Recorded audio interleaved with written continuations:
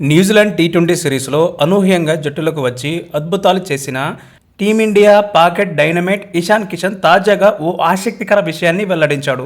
ఒకానొక దశలో మానసికంగా కృంగిపోయి ఉన్నప్పుడు టీమిండియా దిగ్గజం విరాట్ కోహ్లీ తనకు అండగా నిలబడ్డాడని గుర్తు చేసుకున్నాడు.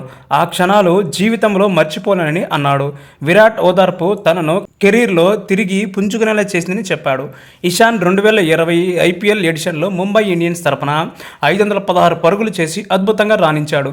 కానీ 2021లో పరిస్థితి పూర్తిగా మారింది. 10 మ్యాచ్ల్లో కేవలం 241 పరుగులు మాత్రమే సాధించాడు. అతని ఆటలో ఆత్మవిశ్వాసం తగ్గిపోవడం స్పష్టంగా కనిపించింది.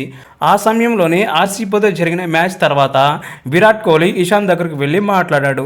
ఆ క్షణం ఇషాన్ జీవితంలో మరుపురాని అనుభవాన్ని మిగిల్చింది. నేను కన్నీళ్లు ఆపుకుంటూ ఉన్నాను. విరాట్ భాయ్ వచ్చి నన్ను ఓదార్చాడు. ఆ సమయంలో నాకు ఆ మాటలు చాలా అవసరం అయ్యాయి అని ఇషాన్ ఇటీవల పాడ్కాస్ట్లో చెప్పాడు. విధి చాలా నాటకమైంది. 2022లో ఇషాన్ కిషన్ 121 బంతుల్లో ఫాస్టెస్ట్ డబుల్ సెంచరీ చేసినప్పుడు నాన్ స్ట్రైక్ ఎండ్లో నిలిచింది విరాట్ కోహ్లీనే. ఇద్దరు కలిసి 290 పరుగుల భాగస్వామ్యాన్ని నెలకొల్పి భారత జట్టుకు చరిత్రాత్మక విజయాన్ని అందించారు. ఒకప్పుడు కన్నీళ్లు ఆపుకున్న ఆటగాడు అదే కోహ్లీ సాక్షిగా ప్రపంచ రికార్డు నెలకొల్పాడు.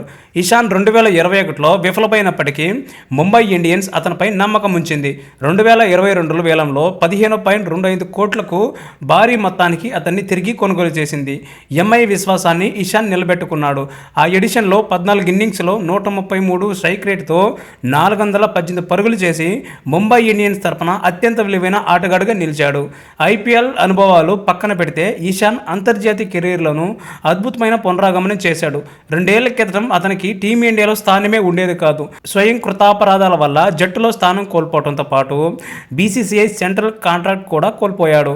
అయితే ఇషాన్ కిషన్ తిరిగి అద్భుత రీతిలో పుంజుకున్నాడు. గడిచిన 2 ఏళ్లలో దేశీయ క్రికెట్ విశేషంగా రాణించి ఇటీవల న్యూజిలాండ్ టీ20 సిరీస్కు అనూహ్యంగా జట్టులోకి వచ్చాడు. రీఎంట్రీలో ఇషాన్ మరింత చెలరేగిపోయాడు. మొదటి 3 మ్యాచ్ల్లోనే వరుసగా 76, 28, 103 పరుగులు స్కోర్ చేశాడు.